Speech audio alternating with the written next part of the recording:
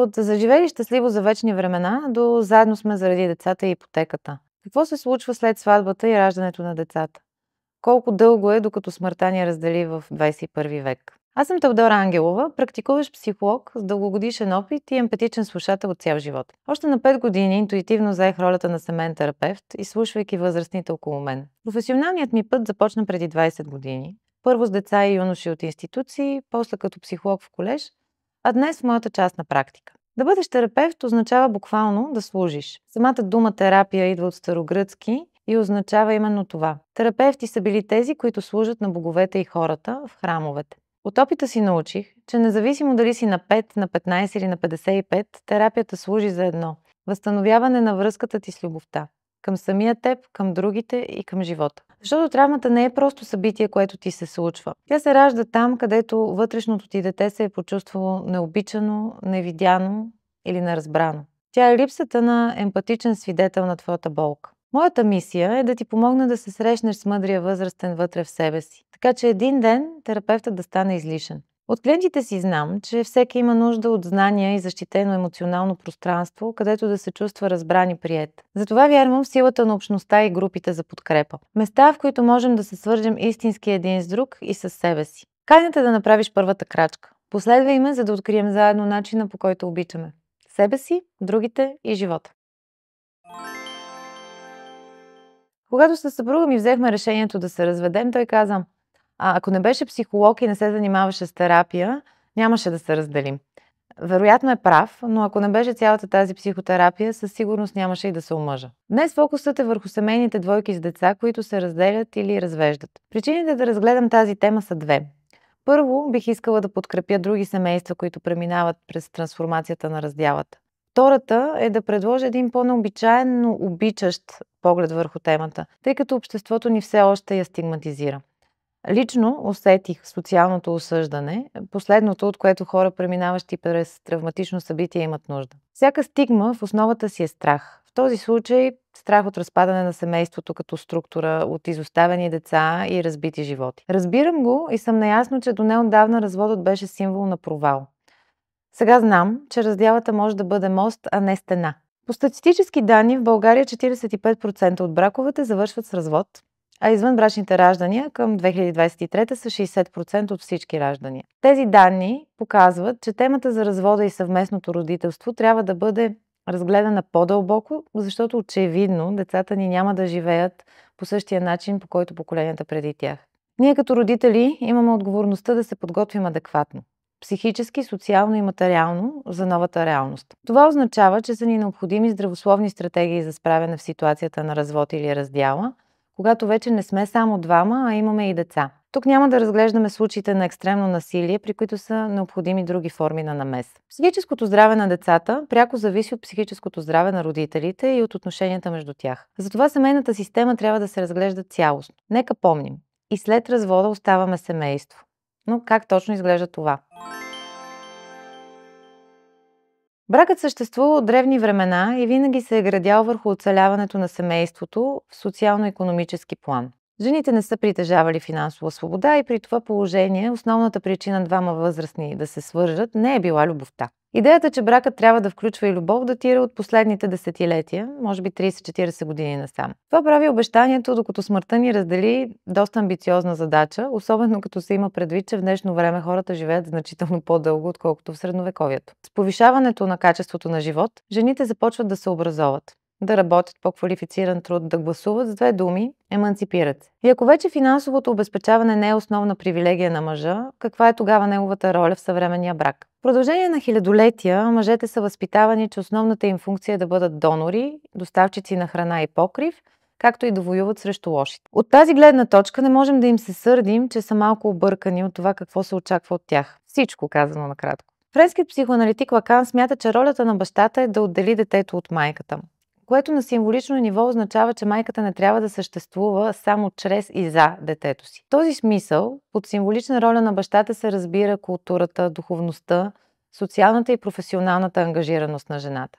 Основната част от задачите на бащиния принцип е да въвежда правилата, законът и границите. В основата си мъжката енергия е даваща, а женската получаваща. Защото мъжът създава средата, в която да разцъфне една жена и да се роди нов живот, подобно на слънцето, което облива земята със светлина и топлина. В модерния свят вече съществуват банки за донорство и жените сами осигуряват покрива и прехраната си. Ако в миналото мъжете е трябвало да заграбват ресурси за семейството си, то сега вече не е необходимо и воюването във всеки един аспект е нещо, от което всички губим. Освен да бъдат майки и съпруги, днешните жени искат да бъдат работещи и да се реализират професионално и социално. Ролите не са ясно дефинирани, както са били в социалистическия строй, в който се жениш веднъж за служба и партньор и така до пенсия и смърт. Именно този строй затвърждава дълбоката стигма върху социалния статус разведен и дете на разведени родители. Ако погледнем от перспективата на Юнг, всеки от нас носи в себе си както майчиния, така и бащиния принцип. Мъжът своята вътрешна жена – анима, а жената своя вътрешен мъж – анимус. Оцелостяването на личността се случва чрез балансирането на тези две енергии в нас. Промяната в тяхното съотношение е част от трансформацията, която наблюдаваме в съществуващите досега традиционни роли. От гледна точка на системното знание, мъжкият принцип е водещ във външния свят, докато женския във вътрешния.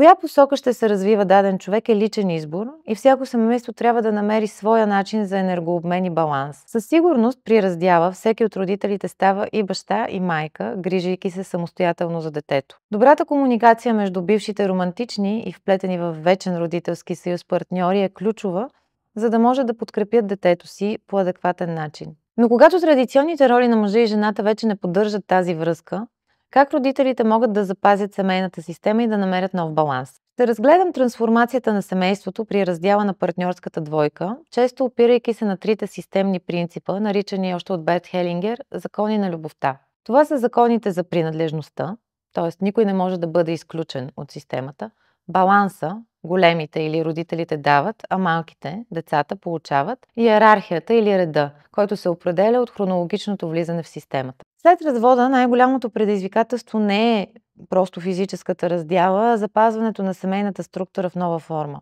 Създавайки деца с някого, ние изграждаме родова линия, към която принадлежим завинаги. Семейната система има иерархия и ред.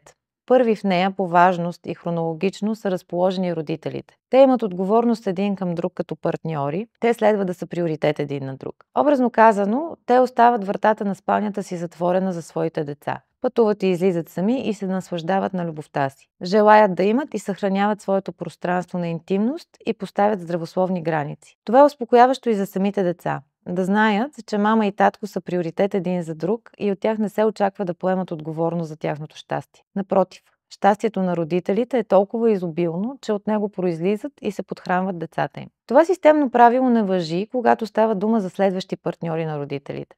Те влизат в семейната система след децата от предишната връзка и следователно са след тях поред. Ако след раздялата с другия родител на детето влезете в отношения с нов партньор, той или тя трябва да приеме родителския ангажимент, който вие вече имате и не е редно да очаква да бъде първи приоритет. Новата връзка обаче има предимство пред старата, но не и пред децата. След раздялата децата остават отговорности на двамата си родители. Псевдоприятелски предупреждения от рода на ще оставиш детето без баща са меко казани неподходящи и неверни. Да, една жена може да остави детето без баща, ако не го обича и не позволява на детето си да го обича. Какво значи това? Ние сме психофизиологично по-свързани с майките си. Затова на майката се пада задачата да въведе бащата в живота на детето. То ще вижда баща си така, както майката го вижда. Начинът, по който майката говори за бащата, как се чувства и как се отнася към него, до голяма степен ще определи доколко детето ще усеща, че му е разрешено да обича баща си. Един добър подход при добрата родителска система е не строгото полово разпределение в семейната двойка, а поемането на традиционно майчинската и бащината грижа от всеки от родителите. Мама също поставя правила и граници, татко от своя страна се учи да различава нюансите на розовото и да купува рокли. Това, освен трудност, е и възможност бащата да получи повече и по-пълноценен достъп до децата в тяхното ежедневие, а майката да има по-голям авторитет. Когато са заедно, хората могат да живеят в тежък конфликт, в лъжа или в така наречения невидим развод. Разбира се, могат да живеят и щастливо. Същото важи и в случаите на реален развод или раздяла. Ако решим, можем да го превърнем в ад за всички замесени. Но ако проявим зрялост и любов, можем да приемем, че оставаме семейство в една различна, но хармонична форма. Все по-често се среща модела, който на английски се нарича LAT – Living Apart Together – живейки разделени заедно. Колкото и да се стремим към нов баланс и хармония след развода, обществото, особено постсоциалистическото, често гледа на него като на провал. Срамът, който носят разведените родители и дори техните деца, може да остави дълбоки белези, които пречат на приемането на тази нова семейна динамика. В моя кабинет клиент на над 50 годишна възраст ми сподели, че един от най-жестоките моменти от развода на неговите родители не е бил у дома, в среда на домашно насилие, а в училище. Когато е бил в началното училище, в класната стая влиза педагогически специалист и нарежда всички деца на разведени родители да станат. 3 деца се надигат засрамени от чиновете си. С цялото си сърце съчувствам и благодаря на поколенията преди нас, които са успели да понесат толкова много страдание и незаслужен срам върху себе си. Наблягам върху срама, защото ние не можем да оплачем, следователно да преработим събития, от които ни е срам. Те остават заключени в килера на психиката ни. Представете си повече от 40 години да се срамувате, защото родителите ви са се развели. Когато се срамуваме, отричаме стойността на онова, за което страдаме.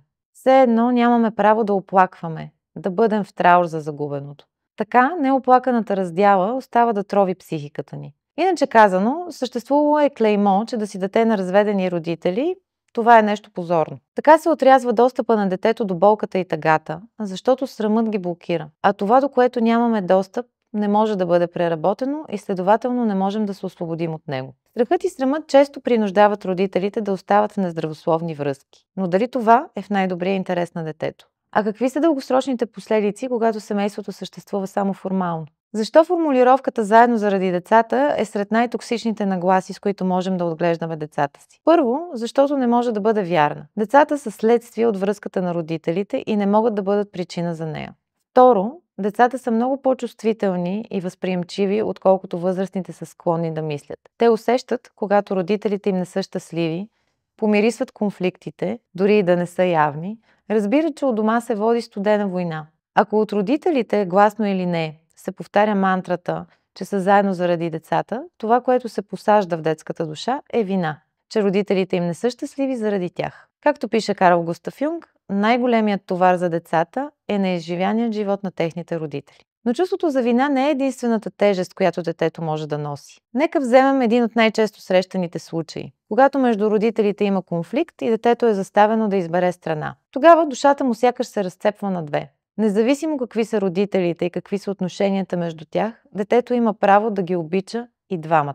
Ако бъде принудено да избере единия и да отхвърли другия, то се изпълва често на подсъзнателно ниво с гняв към първия и вина към втория. Това вътрешно разкъсване се отразява пагубно на все още непорасналата детска психика, която не е готова за една родителска война. Това дете ще порасне като възрастен, който ще е склонен да се натоварва с тежести, които не са негови, да се жертва или да се опитва да спасява своите партньори. Ще има противоречиво отношение към връзките си, провокирано от гнева и вината към основополагащите фигури в неговия живот. Десетки пъти съм чувала от клиенти с подобни истории, колко са се надявали родителите им да се разделят. Всъщност това е стремежът на психиката да излекува вътрешното разделение. Детето има нужда родителите му да са в мир един с друг, за да може то да бъде в мир със себе си. Но понякога неразрешените конфликти между родителите не се изразяват в открита война, а в тиха подмяна. Това е често срещан случай, когато родителят несъзнателно поставя детето в партньорска роля. Тогава то започва да се чувства по-голямо отколкото е и отново се нарушават принципът за семейната иерархия, както и този за баланс. Пример за това е, когато родителят споделя интимни и натоварващи подробности за живота си с детето си. Като например как се чувства спрямо другия родител, когато търси разбиране и подкрепа от детето си. Когато поставим детето в ролята на възрастен, ние не печелим нито партньор, нито приятел. Ние губим дете. Ако разгледаме тези случаи в дълбочина, ще видим, че връзката между самите партньори не е като между равностойни възрастни, а като родител-дете. Единият е влязъл в ролята на силния и обгрижващия, а другия в ролята на слабия, който има нужда от тази грижа. Много често именно тази динамика е в основата на десетилетните бракове. Иначе казано, детето получава ролята на партньор, когато възрастните не са точно възрастни, а пленници на своите комплекси за спасител или жертва. Детето не може и не бива да бъде източник на подкрепа за родителите си. Това нарушава закона за баланса в системата. Той гласи, че големите родителите дават, а малките децата получават. Ако този принцип не се спазва, се получават заплитания и когато пораснат, тези деца на психично ниво не са налични за своя партньор и за своите деца. Но как изглежда разводът, когато го преживяваш лично? Една връзка се изчерпва тогава, когато спре да служи за израстването на участващите в нея. Наясно съм, че има двойки с далеч по-големи проблеми от тези. Обичам да казвам на моите клиенти, които имат тенденцията да омаловажават своите трудности, сравнявайки ги с глобални такива, че нашите проблеми са като наши деца. Те са наша отговорност и не можем да се откажем да се грижим за тях, само защото по света има по-страдащи. Човек може да срещне другия само на дълбочината, на която е срещнал себе си. Тази дълбочина с времето се променя и така би следвало да бъде. Ако се привържем прекалено много към комфорта на познатото, спираме да се развиваме.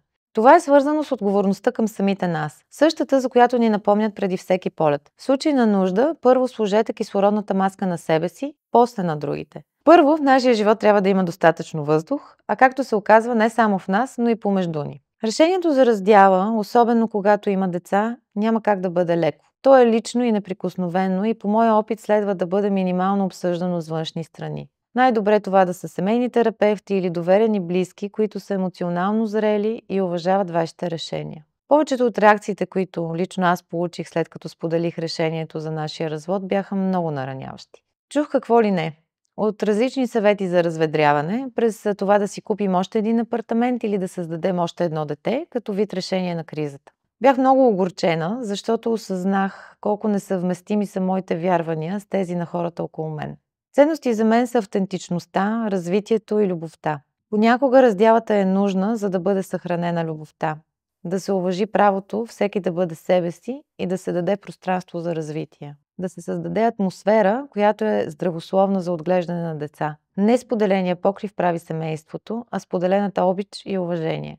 Разбира се, женейки се и създавайки деца, човек вярва в идеала, че ще сме всички заедно и щастливи. Реалността обаче не е идеална.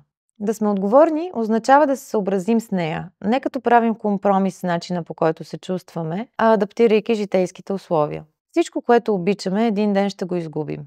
Това е цената на живота. Във всяка среща е заложена раздяла. Разводът е едно от най-еманципиращите събития в живота на човек. Но заедно с това носи и траур, който не може да бъде пренебрегнат. Това е краят на живота, какъвто е бил до тук, и смъртта на мечтите и представите ни какъв ще бъде. Сякаш сме били в симбиоза с другия и за пръв път трябва да стъпим на собствените си крака. Това включва и процес по загуба на нашата идентичност. Животът ни започва с напускането на вътреутробния комфорт. Срещата с нашата майка е възможна само след като се отделим от нея. Често това е валидно и за партньорствата. Успяваме да видим другия в неговата цялост само от необходимата дистанция. Всяка загуба има нужда да бъде почетена. Траурът по един разтрогнат брак или раздяла е нещо, от което психиката ни има нужда, за да се възстанови.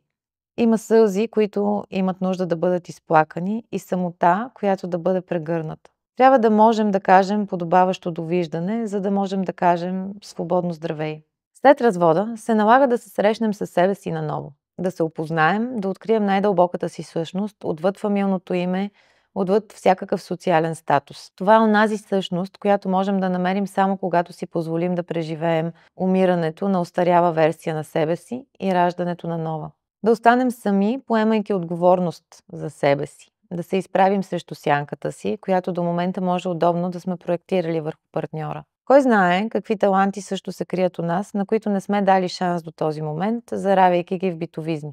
Това е целостта на зрялата личност. Да осъзнаем и поемем отговорност както за сенчестите си аспекти, така и за творческия потенциал на душата си. Целта ми не е да ви убедя, че разводът е едно прекрасно събитие. Напротив, да се разведеш е болезнено, травмиращо и носи своя траур със себе си. Подобно решение има своите последствия, с които човек трябва да се справя до края на живота си, оставайки свързан в родителския съюз. Има трудности на различни нива – психически, социални, финансови. Тук всеки трябва да прецени сам коя цена може да плати. Тази да остане или тази да си тръгне. Смятам, че бракът днес е за идеалисти, а разводът за още по-големи идеалисти. Веднъж се женим, вярвайки в идеала за приказката, а след това дръзваме да се разведем, защото продължаваме да вярваме, че може да е по-добре, че е възможно да бъдем щастливи. И ако това не е романтично, не знам кое. Разводът не е просто край на една връзка, а процес на преход. От сигурността на познатото към неизвестността на новото. Подобно на напускането на бащиния дом, напускаме сигурното пространство, Гнездото, което сме създали с нашия партньор, било чрез финансова обезпеченост, емоционална стабилност, сигурна, но и константна среда. Всяка система се движи в цикли между създаване на хаос и стабилност. В момента, в който нещо бъде подредено, то трябва да бъде разрушено, за да се пренареди наново. В индуистката божествена триада Шива, разрушителят, властва над Брахма, създателят, и Вишну, пазителят. Този божествен закон може да видим във всяка детска игра. Когато конструкторът бъде нареден, той бива разрушен, за да започне нещо ново. По този начин, като деца и като възрастни, ние се учим да творим своя живот и да се развиваме. Ако създаваме деца с някого, трябва да сме абсолютно трезви в осъзнаването си, че с този човек ще бъдем свързани и след смъртта. Ще имаме общи внуци и правнуци, защото сме създали родова линия и това ни прави част от обща семейна система за винаги, не докато децата навършат пълнолетие. Ако под един покрив не сме успели да бъдем най-добрите версии на себе си, раздялата е една възможност да останем свързани и да съхраним обичта и уважението помежду си. Понякога най-добрият начин да кажеш обичам те е да кажеш довиждане. Тръгвайки си от отношенията с любов, ние приемаме другия такъв какъвто е. Отказваме се от опитите си да го променяме или напасваме към своите нужди и очаквания и му даваме пространство, свобода да бъде себе си. Любовта винаги дава свобода. Ако в съвместния живот можем да живеем под опойката на удобството и рутината, то раздялата ни събужда. В известна степен дава предпоставка за едно по-пълноправно партньорство, в което взаимните усилия и подкрепа се виждат и оценяват повече. В крайна сметка, разводът не прекратява родителството. За детето най-добрите родители са тези, които има. Важно е не непременно да останат заедно, а да продължат да се грижат за него с любов и отговорност,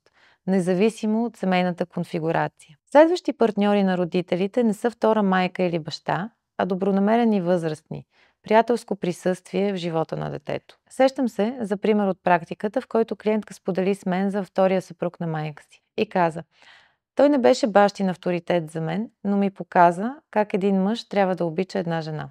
Разводът или раздялата не означава разпад на семейството. Да сме разведени, но да останем свързани, означава да си дадем пространство с ясното съзнание, че няма по-подходящи родители за нашето дете от нас самите. След развода ние вече не сме двойка, но ще продължаваме да бъдем партньори в родителството. Раздялата с любов пред токсичното съжителство дава шанс на детето да бъде цяло. Любовта е преди всичко приемане на другия и уважение към неговите избори. Насилие, тук изобщо не разглеждаме екстремните варианти, е да изискваме човекът от нас да бъде различен. А понякога това е и доста нереалистично желание. Например, може да искаме стабилният и отговорен партньор да се превъплати в романтичен авантюрист. От партньора си много често очакваме прекалено много и противоречиви неща. Да ни дава сигурност, но и изненада, спокойствие, но и приключение, рутина, но и страст. Ако той не може да посрещне нашата нужда от свързаност, наша отговорност като възрастни е да намерим решение за себе си. Дали това ще е чрез терапия, приятели, раздяла, медитация или комбинация от различни подходи, ние избираме. Важно е да сме верни на себе си истински. При всеки случай, изберем ли да останем в едни отношения, трябва да го направим чрез приемане както на себе си, така и на другия. Много често клиентите идват при мен изпълнени с огорчение и обида към партньора си, но това е незряла позиция. Ние сами сме отговорни за съдбата си. Партньорът е просто отражение, както на силните ни страни, така и на слепите ни петна. Да обвиняваме означава да не поемем отговорност, да бъдем в позицията на жертва. Както казва Джеймс Холис в една от своите книги, всичко, което очакваме от партньора си, трябва да го адресираме към себе си. Тук ми се струва важно да повторя още веднъж, че еднакво отговорно е да решим да останем и заедно да търсим начини да бъдем щастливи, както и да си тръгнем в търсене на начини да бъдем щастливи по-отделно.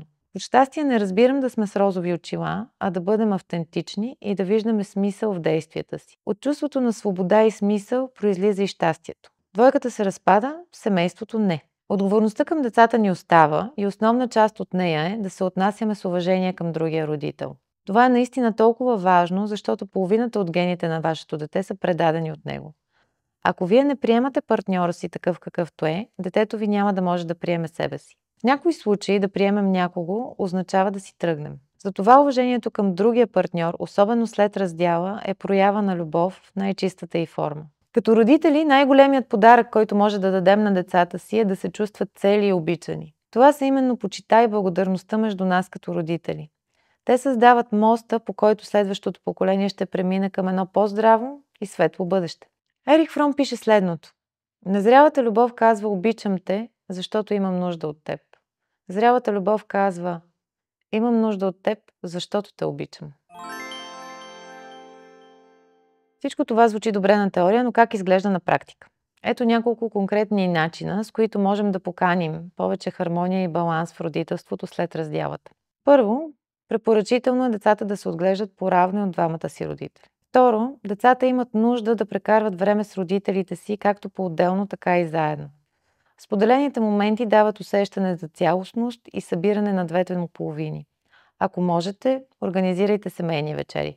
По този начин ще сверите часовника си с другия родител. Пораствайки, децата много могат да манипулират родителите си, ако те не са добър екип. Трето, направете си споделен календар. Отбелязвайте в него графика и важни дати и бъдете гъвкави, ако другия родител има служебно пътуване или друго извънредно събитие. Четвърто, предоставяйте време на децата с техните баби и дядовци и роднини и по двете линии. Детето, освен към нуклеарното семейство, принадлежи и към родовете на родителите си. Пето, направете група с другия родител, баби и дядовци, чичовци, лели, в която да споделяте снимки и видеа от значими моменти на децата. Шесто, насърчавайте контакта между децата и роднините им. Не трябва да усещат, че ви предават, обичайки ги и общувайки с тях. Седмо, не говорете пред децата си негативно за другия им родител и неговите роднини. Осмо, отнасяйте се към бившия си партньор като към близък приятел, с не по-малко загриженост, толерантност и обич. Той ви е дал безценен подарък и неговото благополучие винаги ще е част от това на децата ви. Девето, сложете снимки на децата и с двамата им родители в тяхната стая.